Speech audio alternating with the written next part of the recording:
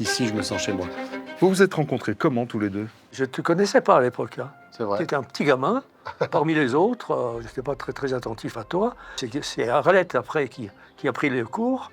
Elle m'a dit, ce gamin, il faut s'en occuper, tu verras, il va faire des choses. Voilà. Ça, c'était mes tout débuts. Mais c'est vieux, c'est très vieux. Pour l'anecdote, d'ailleurs, j'avais loupé ma 2e étoile. Exactement. Tu t'en Parce que, souviens? oui, ils étaient durs ici. Hein. Non, mais c'est vrai que j'avais pas le niveau. Et quand je suis venu en spectacle ici, sur scène, ils m'ont donné ma 2e étoile que j'avais. Ah oui, mais carrément après, alors. Carrément après.